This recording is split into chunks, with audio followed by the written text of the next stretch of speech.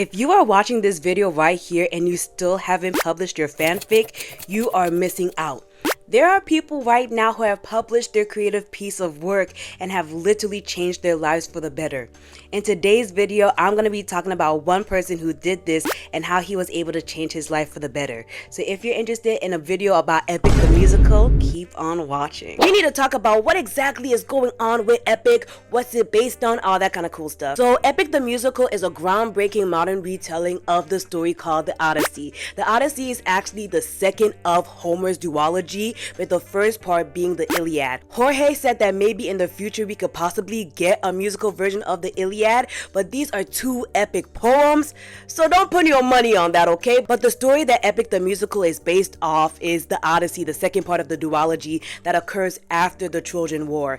In the Trojan War, it's a lot of nonsense happened, but after the war is ended, we get to see Odysseus, and the whole entire Odyssey tells a story of what happened in about the 20 years that he tries to get home. So our boy Odysseus gets into so much hijinks that we will talk about as portrayed in Epic the Musical. What makes Epic the Musical so fun and so interesting is the fact that we got to see it be created in real time. It is very, very hard for me to be on trend for things. That is why, like 7 months after Wicked came out, I still haven't given you guys the Wicked deep dive that I promised y'all, but I was actually able to catch a good chunk of this. So Jorge, throughout the entire creation of Epic the Musical, has documented his progress via TikTok. So you could literally open up your TikTok, see what he was working on, see how he was scripting it. And I even think his patrons were able to get a closer look at how he was doing this. But watching him practically put his lifeblood out for us was just so interesting, because it's so rare, because I'm a STEM girly. I really get to see like the art majors do their creation work, and seeing Jorge do this via TikTok was amazing. My favorite little tidbit from being in the Epic fandom is that I found out that Jorge found his girlfriend through the auditions for all of the different characters from Epic, and I just feel like, wow. How often do we get to see stuff like that? What is this place? I don't know. Let's check it out though.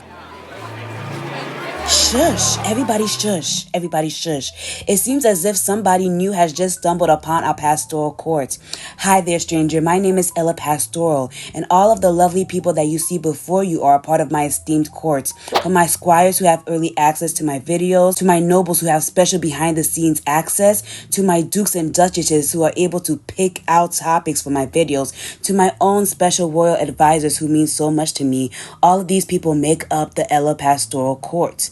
If you want to be like these lovely people and be a part of my esteemed court, go to Ella Pastoral on Patreon. But it seems as if you need to be on your way, traveler. Let's head back to the regularly scheduled content. And another thing that made Epic the Musical so enjoyable was the fact that it was so accessible. Like I said before, not a lot of us have money to go to Broadway or go to your local theater and go and watch these musicals firsthand. So the fact that Jorge made this musical on TikTok and with these concept albums was so accessible for everyone. That's why you see all these animatics. Everyone has access to Epic the Musical. I remember for my birthday 2 years ago, me and my friend wanted to see our local production of Hamilton, and for 2 tickets it was $1,000. And especially with how the economy is looking like right now in the US, $1,000 for 2 Broadway tickets. It wasn't even no Broadway.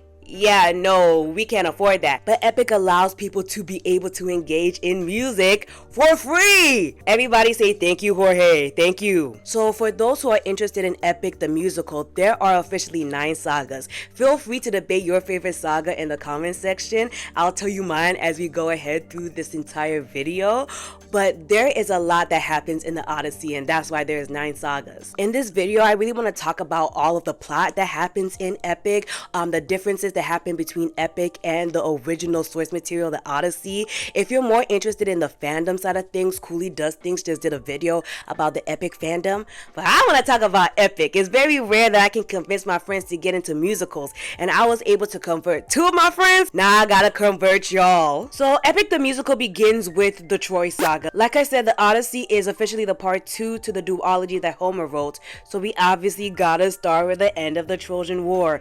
One of my favorite motifs that have come out of the entire epic the musical is what epic is trying to say about destiny, consent, and your own autonomy and will as a human in relation to the gods. We really get to see this exemplified in the Troy Saga in the song The Horse and the Infant as Zeus talks to Odysseus. So the whole entire song is about Odysseus practically feeling himself because he and his soldiers were able to win the Trojan War. Good for them.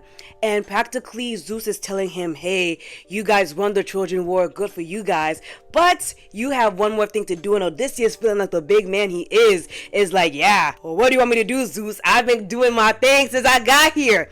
Zeus is like, yeah, you're gonna have to kill this baby. Odysseus is confused because the baby that he's looking at is a baby, and he remembers when he had a baby, his son Telemachus, and he's looking at this baby like, Zeus, you want me to kill this baby? What can this baby ever do to me? And the whole song is a banter between Zeus and Odysseus, where Zeus tells him, no matter what excuse you give me about taking this boy, the son of Prince Hector, off to some foreign country, raising him as your own, we the gods will make sure that this boy gets revenge on you if you let him live. One of my favorite lines from the entire song is practically Zeus telling Odysseus, hey, the blood on your hands is something you can't lose. All you can choose is whose. And I don't know, the song is so cinematic. I love it so much. I really feel like even though Zeus is such an obnoxious guy in almost all retellings of him, he kinda hate this because Odysseus is trying his best to convince Zeus, no, I can fix him, I can fix this. And literally the song practically ends with Zeus saying, this is the will of the gods. And that motif is something we see throughout the entirety of Epic the Musical. The gods are gonna do what they want. What are you gonna do? In the next song, we obviously get to see what choice Odysseus makes. After being given an ultimatum of his family dying or this child dying, he obviously chooses the child, right? Nog! I like to keep y'all on your toes to make sure you're paying attention. He chooses himself and his family, so he kills the baby. And at this point of the musical, we still see Odysseus having a semblance of compassion. He literally is begging for forgiveness that he has to make this hard decision. This will later change as we see all of the turmoil that he goes through as a character, but I just think this is funny. So after winning the Trojan War, Odysseus and his men decide to go all the way back home, right? Because they did what they came here to accomplish. They won the war, they got Helen back, and as Odysseus is sailing with all his 600 plus men, we see one of our fan favorite characters of the entirety of Epic the Musical, and that has to be my boy Polites. Polites in his song Open Arms is trying to convince Odysseus that even though we came from war, we don't have to live life practically consumed by our bitterness towards strangers. I know we just fought in a war, but we should open our arms and greet people with kindness. Odysseus, literally being the captain of said group of 600 men, is like, I don't want to hear it, Polites. I don't want to hear it, Polites. Everybody is an enemy until I say otherwise. And we definitely see this with how he treats the Lotus Eaters. In the original Odyssey, they're just men that are drunk off their minds. But in Epic, they're these cute little Wingian, chibi type creatures, which I really, really like. Troy Saga practically ends with Warrior of the Mind. And this is the song that I first heard when getting introduced to Epic the Musical, where we get Athena talking to Odysseus. And as somebody who is really into D&D now, I really love this song because it really reminds me of my own campaign sessions where characters talk to their patron gods. And I really think this scene is so cute because we really get to see the relationship between Athena and Odysseus before everything goes to hell. Because trust me, things are about to go left fast. Hey, so we have officially entered into the second saga of Epic the Musical, called the Cyclops Saga. So practically what had happened is these people are still looking for food. At the end of the Troy Saga, they are hungry.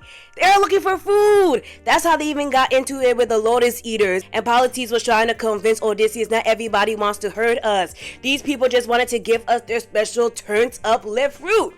But Odysseus is like, these people got high. Where's the real food at? I know y'all aren't eating just this little lotus. I know you guys aren't just eating lotus all the time. So the little Wingians are like, yeah, if you just go to that cave over there, there's a bunch of sheep. Well, Odysseus is like, if there was these tasty sheep, why weren't these little Wingians eating them? is because the sheep belong to Polites, the one-eyed Cyclops. So everybody is eating the heck out of these sheep. They young, they lit, they turn.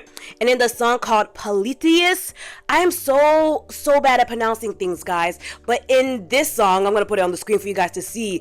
They meet the Cyclops! They meet the Cyclops, and he is mad as hell that they have been eating his sheep. My favorite line from this song is the Cyclops saying, "I'm gonna take from you like you took from me." And I don't know, like, this song is looking a club banger. Like, I love this song so much because you could really tell that Jorge was putting his toes in the mix, because I love the songs that they be having banter. All the antagonists against Odysseus, I'm like, hey, take from you like you took from me. And he did. Yeah, he kind of kills all of Odysseus's men in this saga. It's kind of tough. This is the saga that we lose Polites. All that open arms nonsense is out the window when the Cyclops takes his club and kills everybody. It's actually quite depressing for Odysseus here. One of my favorite fandom headcanons that has come from this Cyclops saga is that everybody headcanons this guy's name, I'm not even gonna try to butcher it, to be a toddler in Cyclops years. So imagine getting killed by a large toddler because you ate his favorite sheep because you were starving. Odysseus, it really sucks to be you, it really does. So before all of his men got brutally killed by the Cyclops, Odysseus was like, "I'm really sorry that we ate all of your sheep, but as like a, caveat of that, you can have this tasty wine we had." And the Cyclops drinks this wine and is like, "Wow, this wine is so sweet, so tantalizing, it's amazing. Can I please have the name of the individual who gave me such tasty wine?" And Odysseus, showing how smart he is as the captain of 600 men, as the captain who helped run the Trojan War, says, "My name is Nobody." What? Nobody. And this was high level thinking, because telling the Cyclops that his name is Nobody really sets up the stuff that happens at the end of the Cyclops Saga. And so he passes out because Odysseus drugged him, and they stab him. They stab his eye. They run, escape the Cyclops, and the Cyclops wants to snitch to his brothers, and it's like, "Someone hurt me," and then they all come out. They're like, "Who hurt you?" The Cyclops is gonna say nobody. and all of the Cyclops' brothers is like, "If nobody hurt you, be quiet." And I kind of felt bad for the Cyclops. Is that a problematic take? I kind of felt bad for the Cyclops because, like, look at me, I got stabbed. Help! Like, help me, Rev, do something! And Odysseus, seeing that he practically got one up on the Cyclops, wants to leave. Athena, his patron goddess, is like, "Hey, what did I teach you about leaving survivors? You gotta kill the Cyclops." And because of the high intensity of the situation, he just lost his friend Polites. A lot of his men died. He's like, "Athena, can't you see all my friends are dead? The Cyclops can literally not hurt us. He's blind now." And Athena's like, "I don't want to hear that ish." So then they start beefing, and all this arguing really gasses up Odysseus in a bad way. He feels like, "Oh, Athena doesn't care about me, that's why she's lonely." Athena's like, "You're stupid, you never listen to anything I have to say. Mind you, I'm the goddess of wisdom and war, like, who else are you gonna listen to?" They have like a godly breakup. It's low-key tough, and Odysseus, now he's gassed. Now that he feels like he can talk to anybody how he wants to because he argued with Athena, he decides, as he and his crew are leaving, "Hey, I know I told you my name was Nobody, but I actually want you to remember me for all of time. I am actually King Odysseus, the king of Ithaca." And in almost every animatic that you can watch on YouTube, you can see the Cyclops smiling, because now we know Odysseus has practically screwed himself over. This whole argument scene that happened between Athena and Odysseus did not actually happen in the Odyssey. But what really tickled me as I was researching for this video is that in the Odyssey, Odysseus is even worse. So I'm not even going to try to butcher any of these names, but I'm going to put the name right here. So in ancient Greece, the way you were able to curse someone is you needed three things. You needed the person's name, their father's name, and the location. So in Epic's version, Odysseus just gave his name and his location. In the Odyssey, homeboy gave his name, his father's name, and his location. He really wanted to get cursed. So I want you guys to remember remember this as he is victimized for the next 20 years. He knew what would happen. He knew. So now we are officially in the third saga, which is the Ocean Saga. A lot of nonsense happens in this saga. A lot of nonsense happens in the Odyssey, but this Ocean Saga was a mess. We begin the Ocean Saga with Eurylochus, per usual, undermining Odysseus. This is gonna be a thing that happens for almost all of the epic musical. It's kind of a mess. He keeps trying to tell Odysseus, hey, don't forget how dangerous the gods are, because I think Odysseus right now is trying to find the wind god in order to beg for help to get home, because it's kind of getting ridiculous out here. Like, they're taking too many tour stops, right? And Eurylochus is like, oh, just because you've gotten so lucky doesn't mean your luck won't run out. Hey, slow down, Eurylochus, slow down. After continually hearing all of the nonsense that Eurylochus has to say to Odysseus is like, hey, you need to relax and you need to stop publicly undermining me in front of all our subordinates. It's starting to make you look wild. And then we get another banger, which is keep your friends close, which is practically the wind god messing with Odysseus, because who wouldn't want to mess with Odysseus? Odysseus is one of the favorite people to get bullied by the gods throughout the entire Odyssey. It's actually a mess. And so the wind god is practically like, hey, you can have this bag of air, you just gotta make sure you keep it closed. And he's like, I got this. And then they give him the bag of air, and before all of the cute little wingings and the wind god disappear, they tell the crew it has treasure and dip, specifically putting seeds of doubt in the whole crew. And I was like, damn, Odysseus, you're cooked. He stays up for, I believe, 9 days, and then he falls asleep. As he's falling asleep, all he can think about is getting back to his wife, getting back to his child. He's literally like, I'm almost there. And as he's sleeping, the little Penelope image in his mind is like, wake up, Odysseus, wake up, they opened the wind bag. I'd be so pissed. There wasn't enough of a crash out for me. Guys, if you've ever been sleep deprived, man, I literally stayed awake for 9 days to make sure that y'all would not do no nonsense like this. I took a 30-minute nap and y'all set us back like 50 years. Nah, Odysseus, see, this is why I couldn't be no captain. I'd be too pissed. Like, one of my favorite things about Odysseus, even though he's cocky, sometimes he just makes really stupid mistakes, is the fact that he loves his wife. Everything that he does is somehow to get back to his wife and his kid. And I love a man like that. Like I can forgive a man of a lot when he has genuine love for his wife and kids. Like I forgave Odysseus for a lot of the stupid stuff he did in Epic the Musical because of his need to get back to his wife. The next song after Keep Your Friends Closer is practically Ruthlessness. Ruthlessness is where we finally get to see Poseidon. He's gonna be the real big bad that terrorizes Odysseus in this musical. Like, the sharp contrast between keep your friends close and your enemies closer and ruthlessness is mercy upon ourselves is really borderline jarring, but I really like how every god in this musical has their own motif, and having somebody who's cute and flirty like the wind god Aeolus, who was originally a man in the Odyssey, and Poseidon. I see what you were doing, Jorge. I see what you were doing. It really sets the tone, because it went from being all cute and dandy to, oh wow, a lot of people are gonna die again, huh? So in Ruthlessness, Poseidon decides to kill almost all of Odysseus' men as revenge for blinding his son, the Cyclops, because surprise, telling somebody your name and where you're going is gonna get you killed. Well, actually not him, but all of the people who are close to him. So in Ruthlessness, Poseidon kills like so many men, he drowns them. Luckily, they still have some wind that the wind god Aeolus gave him, and they escape. And Poseidon is like, I'll come back. I'll get you and your little dog too. Practically. And that's how we get to one of my favorite sagas in the entire Epic the Musical, which is the Circe Saga. Everybody put it up for Circe! I love the Circe Saga. It's actually so good. But they get shipped off, right? The wind practically pushes Odysseus and his men to an island. And in the beginning of the Circe Saga, Eurylochus is begging Odysseus to listen to him. He has something very important to tell him. And Odysseus is like, man, we literally lost like 500 people, man. Whatever you gotta tell me is not that important. Send some scouts with you and explore the island to make sure no evil issues on the island. And Eurylochus practically walks away with his tail behind his legs.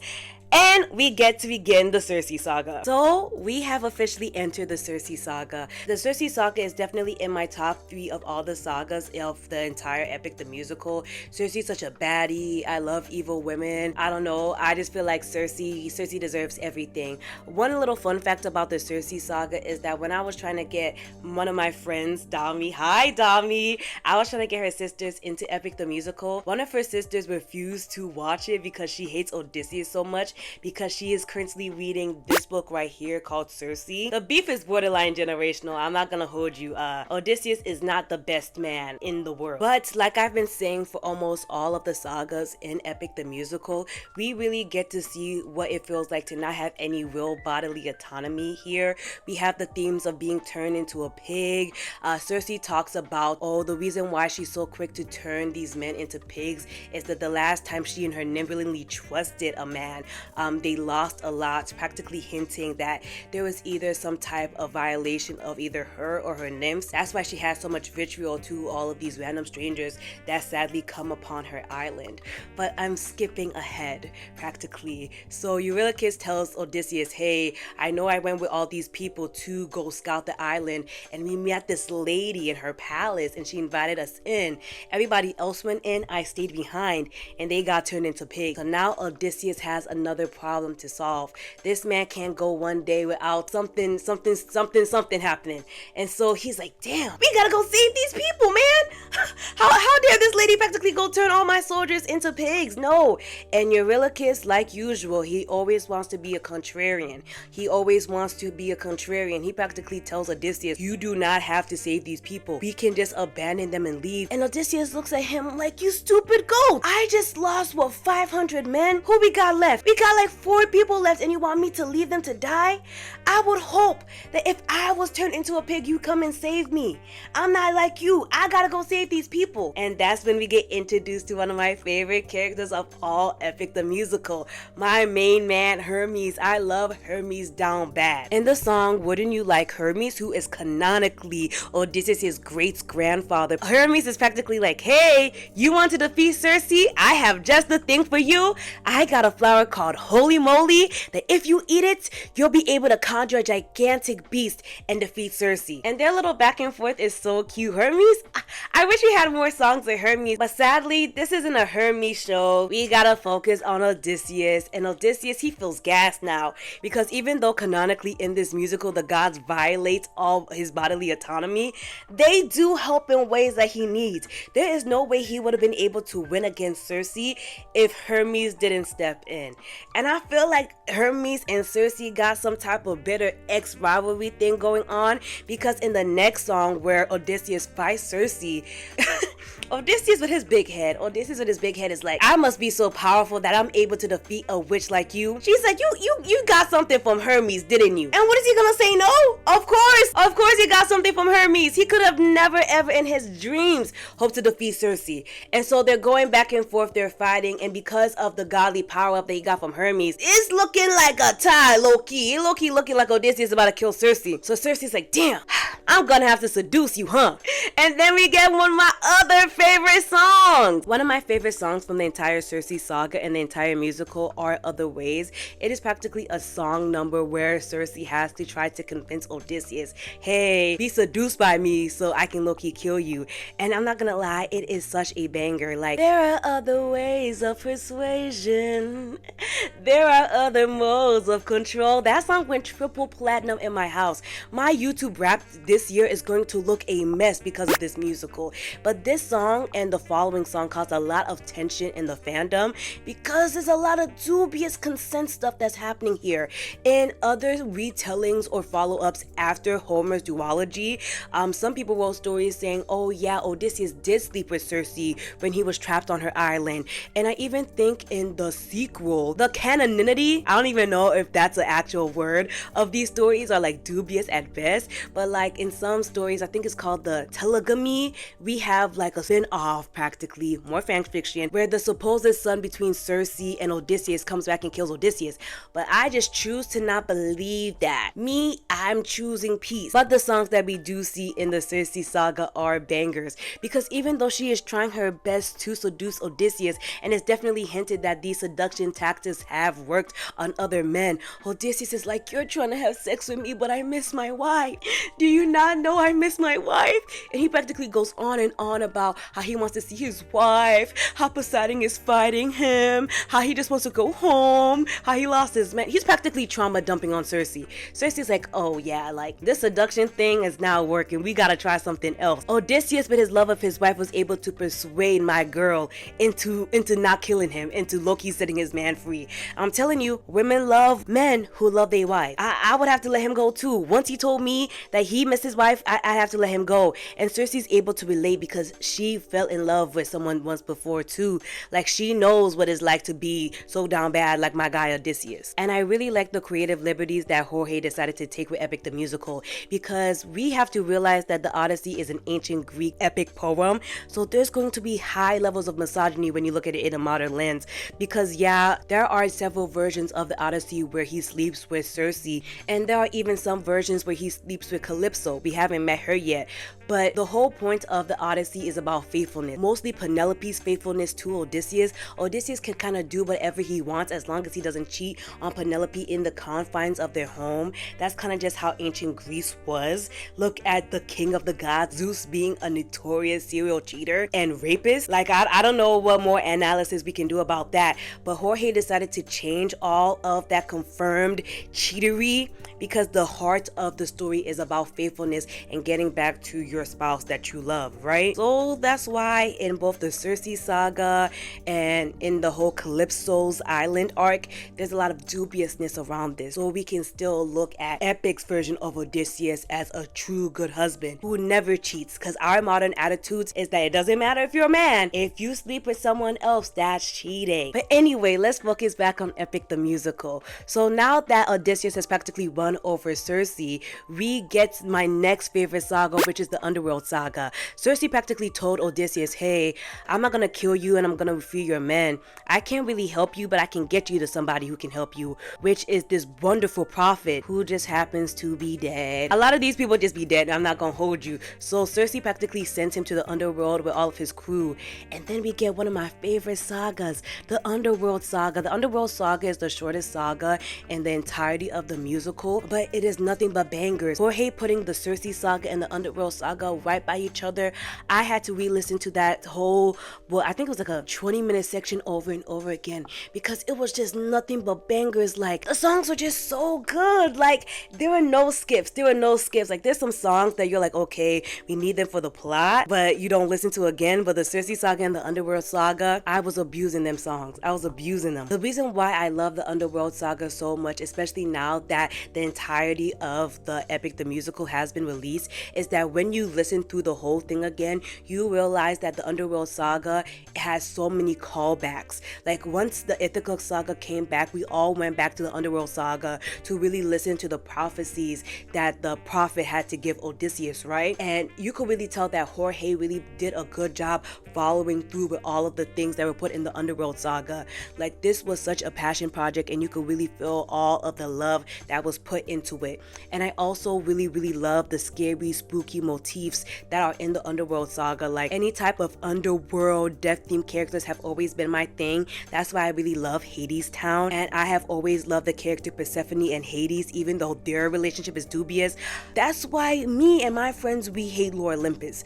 But that is not what we're here to talk about right now. I don't think you guys know how often I reference the Underworld Saga in my own personal life. Like, Odysseus always saying, all I hear are screams, is my favorite motif. We see this when he is trapped with Calypso, but I randomly would tell my friends, all I hear are screams, and they don't get it, and then they be trying to give me interventions and ish, like, guys, relax. And we see a lot of our favorite characters pop back up because we are in the underworld, so we're seeing a lot of ghosts. We see Polites like usual haunting the narrative, and we hear Polites a lot throughout the entirety of Epic the Musical, and as we proceed we get to see his voice become more distant, more unrecognizable, because I think that Odysseus is starting to stray from that whole open arms nonsense thing that happened in the Cyclops Saga, because you know he did open arms and got his men killed again. And also as time goes on, he's slowly forgetting Polites' voice, which is so depressing. And then to add to the whole depressing situation,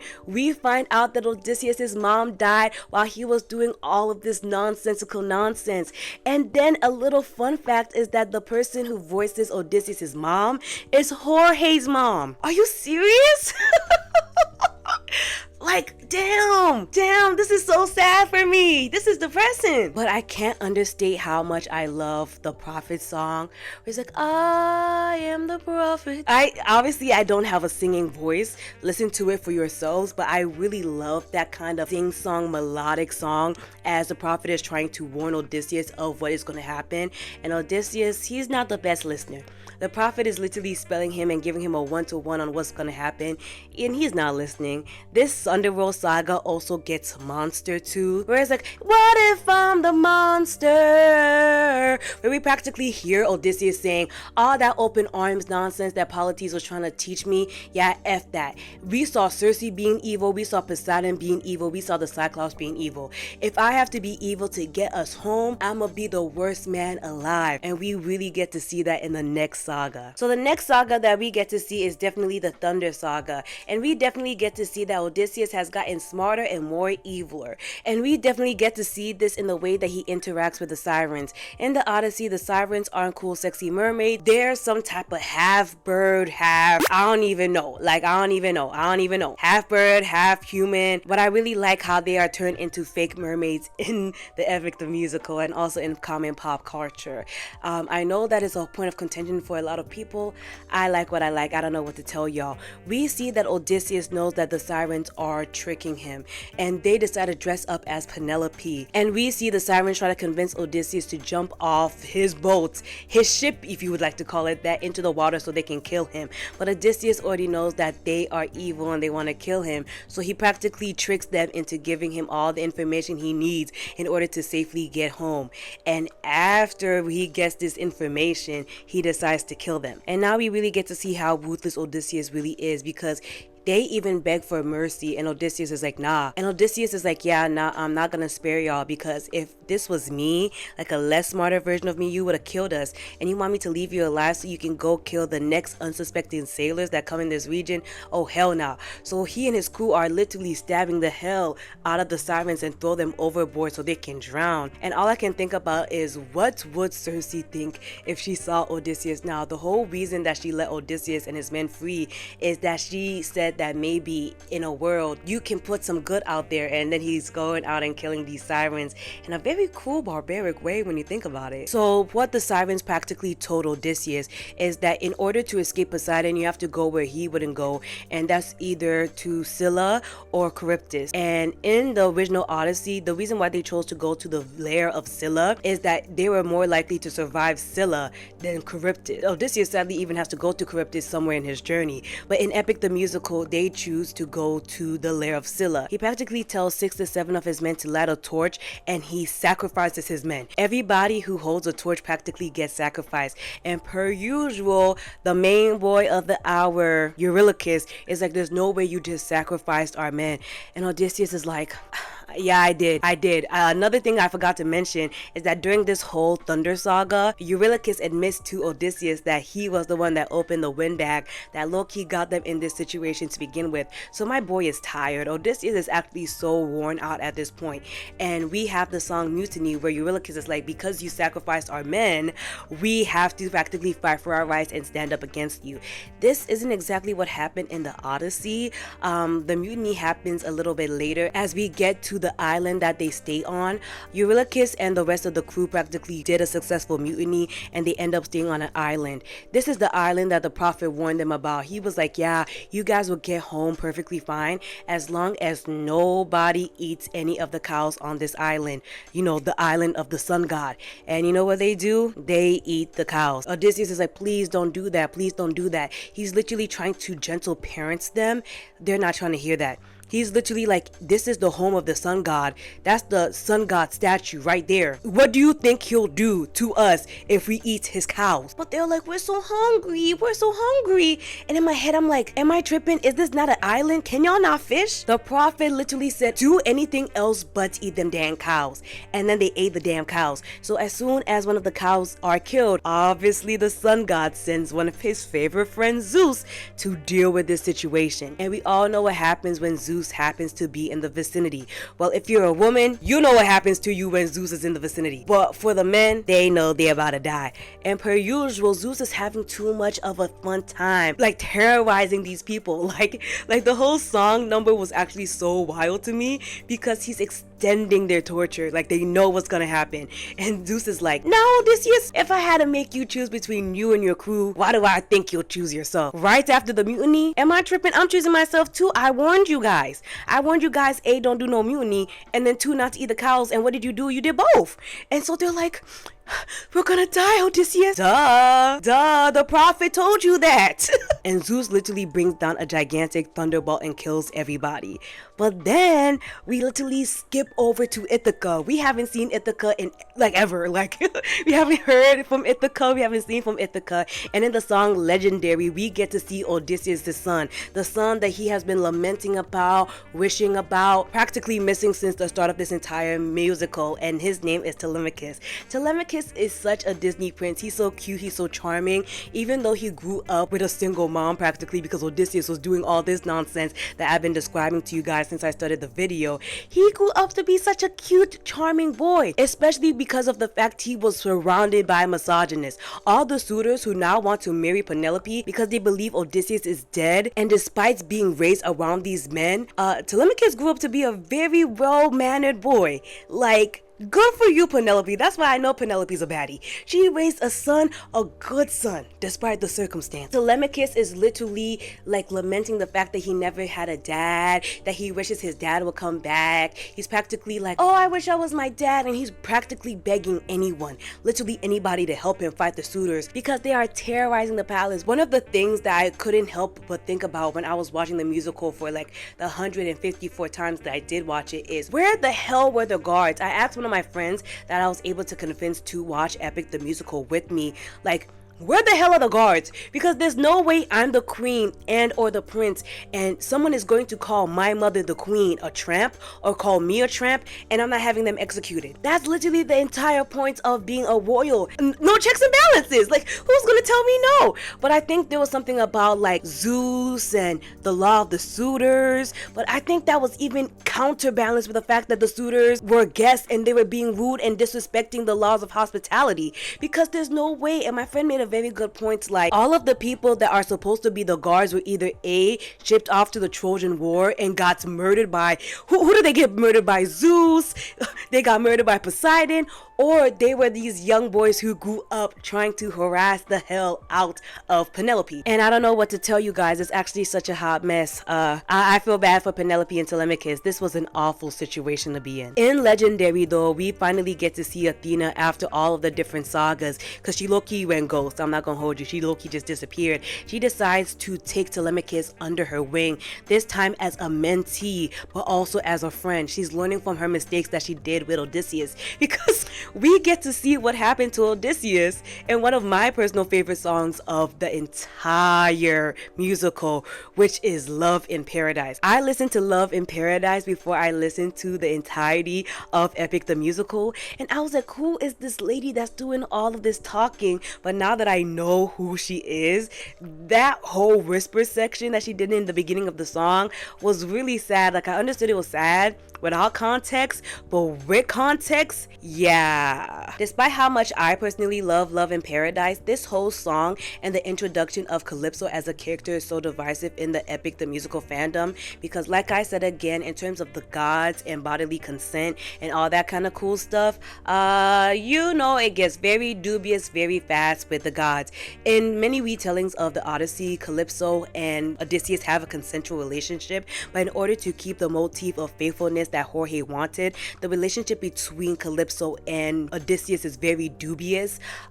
Very yes means no, no means yes type thing, which is never good.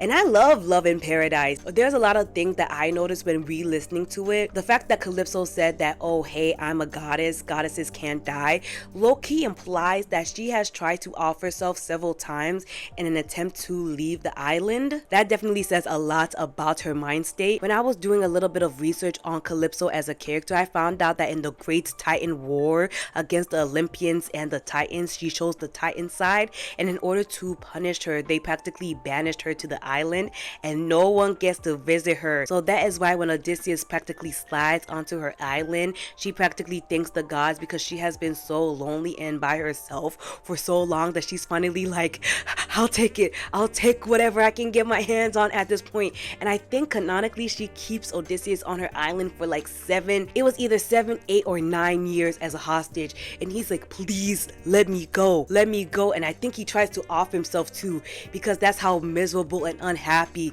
being on Calypso's island made him. Like damn, he is literally so miserable in this island. After years of practically hating being controlled by the gods, he's like, F it, help me Athena, and just luckily enough for him, Athena finally was doing a rerun watching what happened to him for the last 9 years, and is like, damn, I'm gonna finally get you some help, okay? Don't worry Odysseus, mommy's here to save you, okay? That is how we get the song God Games, where practically Athena goes to Olympus, begs Zeus to free Odysseus, and per usual Zeus can never take anything serious, so he starts a whole game where Athena has to convince 5 different gods, I don't know how much, but it was a certain amount of gods, to free Odysseus.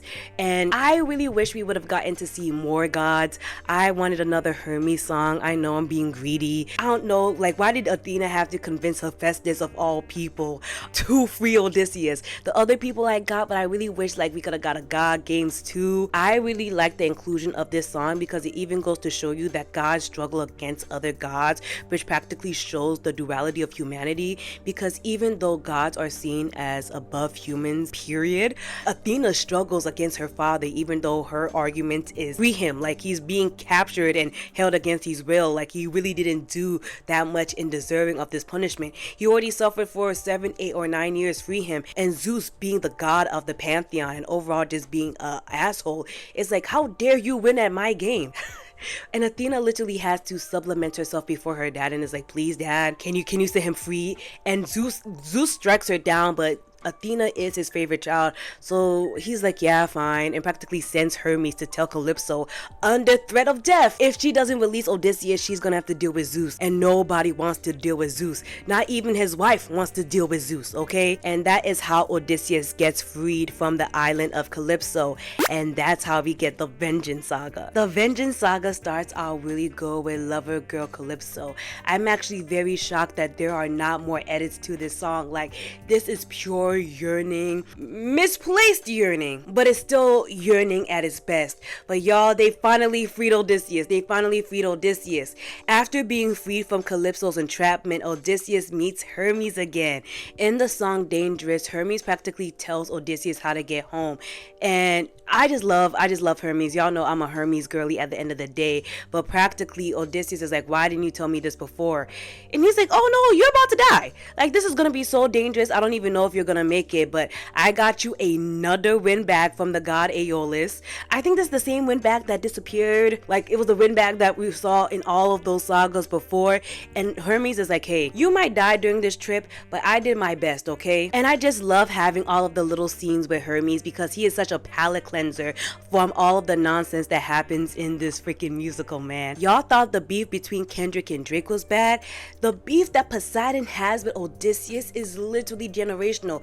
This is a 20-year-long beef, man. So after almost dying from fighting Charybdis, Odysseus is like 2 inches from his house. He's literally celebrating like, oh, I see Ithaca. Ithaca's right there. He can even taste Ithaca. In the song Get in the Water, Poseidon literally crawls up from wherever he was hiding from, and it's like, I need you to go kill yourself or else I'm gonna drown all of Ithaca, including your wife, including your son. And Poseidon literally demands that Odysseus jump in the water so he can drown. And Odysseus almost dies. If it wasn't for the souls of all of his 600 men that literally come and surround him and give him that main protagonist power up, Odysseus would be dead, and that would be the end of the musical. But oh man. This is such a epic, the musical specific thing, because y'all know this did not happen in no Odyssey. So literally all of the 600 souls come up from the depths of the water. Odysseus uses the windbag, flies up, and practically starts beating the hell out of Poseidon. And it's literally so funny. Literally go look up 600 strikes animatics and you will have a good laugh because it's so unrealistic. No mortal is doing all of this against no god with no godly help.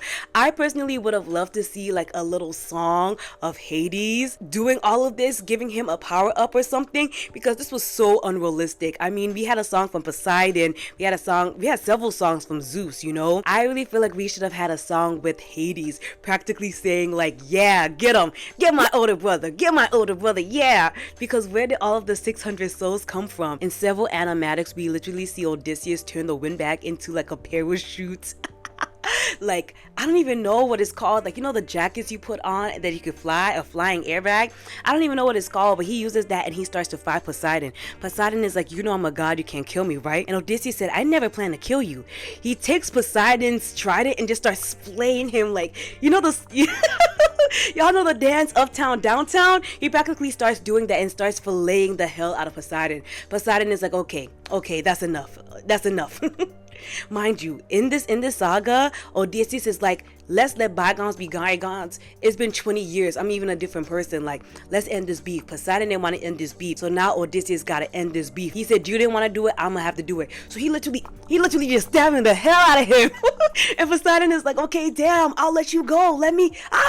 Free me. And Poseidon is like, how are you going to sleep at night after doing all of this to me? And Odysseus gives one of the coldest lines in the entire musical. He says, next to my wife, the aura. This is literally not how it happens. This is literally not how it happens in the Odyssey at all. I think how he practically got Poseidon off his back is by sacrificing all types of special animals. I think it was like a cow, a ram. I'll put it on the screen, but he had to give a sacrifice, so we just ignoring that so we can enjoy this epic canon. Getting a trident and stabbing the hell out of the god of the seas is way cooler than, you know, going and sacrificing 3 special animals. Like, I don't know what to tell you. And this is how we get to the Ithaca Saga. We have been hearing about how beautiful, tantalizing, amazing Penelope is for the entirety of the musical, and now we finally have her POV. The song practically starts off with Penelope giving up. It's been 20 years, and last night there was a crazy storm. The storm was, you know, Poseidon and Odysseus getting into that fight, and Penelope is like, well, I've never seen a storm like this. This is one of those once in a century signs from the gods. I guess it's time for me to actually find someone to marry, because for the whole 20 years she let the suitors believe that she was sewing a grieving shroud, but every night she was undoing the little stitches or whatever. And she's like, damn it, I actually have to release a challenge to find a husband. So she finds her husband's old bow, and she's like, whoever can string the bow and shoot through 12 axes cleanly can be the next king of Ithaca and can be my husband. And nobody can do this. That bow is Odysseus' bow. Like, that bow was specifically made for Odysseus. Nobody is strong enough to do it. There's a headcanon in the fandom that's like, oh yeah, she can do it. She probably even strung it herself and unstrung it to make sure it was a doable task. And she's like, hey, if my husband can do it and I can low-key do it, the person who wants to be the next king of Ithaca has to do it too. Everybody obviously can do it, but the person who's really diabolical in this is Antonius. He was the one who beat up Telemachus in Legendary. He was the one who did all that nonsense to my poor Disney prince. He's like, guys, can't you see this is a trap? Obviously they don't want anybody to be the next king of Ithaca. And then he has this very freaked out diabolical song where he literally gets all of the other suitors to get in on a plan to kill Telemachus and go and S.A. Penelope. Devious work. And you know what made the song even worse? The song was a banger. The song was great. The person that Jorge got to play Antonius is this is like high level artistry. Like, I'm listening to the lyrics and I'm like, these evil men. But the melody of the song, y'all, the melody of the song is good. And Odysseus has finally been able to get to the island. He's for some reason cosplaying as a beggar. He likes to play games. The one thing that you should have gotten from my recap of Epic the Musical is that Odysseus likes to play games. He's one of them. He's literally cosplaying as a homeless man, listening to these men threaten to kill his son and rape his wife, and he literally is like, enough is enough. He literally drinks the bowl, and all the animatics you can see Antonius literally stand in front of the throne or whatever. Odysseus shoots an arrow through the 12 axes, kills Antonius, and it's like, now the rest of you guys are going to have to die, you know that, right? And they're like, no. And I'm sorry, the suitors are actually just comic relief. They literally were singing about how much they want to rape Penelope, and now that Odysseus is here trying to get his licks in, now they're like, now that you killed Antonius, all of us who were just singing about raping your wife, we're sorry. Hello? You guys are all gonna die. And then he's literally killing them one by one by one by one by one. And then Telemachus comes back. And then he's like, guys, stop the madness. We don't have to live like this. Then they tried to kill Telemachus for real this time. Per usual, Odysseus is literally not having it. He does not want to hear this, and he kills them even harder. I know Telemachus was looking like, damn, I hope he don't kill me, because it's been 20 years since his dad has seen him, so I don't even know if Odysseus can recognize him. I always headcanon that Telemachus literally just looks like Odysseus but younger, so Telemachus was probably like, with his sword, like, damn, I would hate to be y'all, because this is Odysseus. This is battle trodden Odysseus. This is Odysseus that hasn't gotten none for 20 years. This is Odysseus after almost killing Poseidon. Like, I would hate to be them suitors, but I also don't sing about raping people's wives and killing their children, so like, I'm safe. I don't know about the rest of them. And this is when we get Telemachus and Odysseus meeting for the first time. Their meeting is so cute. Athena and Odysseus have their reunion, and what happens next is the song that has united and revived so many dead fandoms. It was such a surprising banger. I knew Jorge had to end this entire musical with a finishing blow. This one song has brought back so many dead fandoms. I didn't even know, like, this was a resurrection event. I can't even listen to this song at all. Like, hearing the first little melody beats, I'd be pissed. It's just so emotional. Like, would you fall in? Gotta turn it off. I don't have time. I don't have time to cry. I gotta lock in. Y'all still need that 2-hour long Wicked video, and now I'm spending time crying? Hell no! If you guys haven't watched Epic the Musical for yourself and you somehow managed to get to the end of my video, you're a real one. But I'm telling you right now, you need to go watch all the animatics and listen. You are missing out on an experience. I was taking too long to really appreciate the gifts that Jorge had given to us for free, you know? Like, this man really did his big one. He was what we needed. Like, if you are somebody that engages in fandom culture and you haven't listened to Epic the Musical, go. This is your divine calling to go listen. The songs that came out from this one musical are going to be enough to feed us for at least 5 years in every fandom. The Arcane fandom especially has been eating off this musical bad for the edits, y'all. Go on TikTok while we still got it. They just did another 75-day add-on, so go find Epic the Musical X your fandom. Trust me, you can never say Ella Pastor ain't never put you on another. I know that there is news of an actual Odyssey reimagining coming out soon with a lot of Hollywood big hitters. I can't wait for that to come out, for the Epic the Musical fandom to put the Epic the Musical songs to that movie. And I just found out that the people who helped make Arcane are going to make an original feature film called Penelope of Sparta, and I'm so excited for that because I've always loved how strong Penelope is as a character, and for her to have her own reimagining, her own story retold, her own glory put on our screens, I'm actually so excited for that. Thank you guys so much for watching until the end, liking and subscribing, and I'll see you guys in the next one. Bye!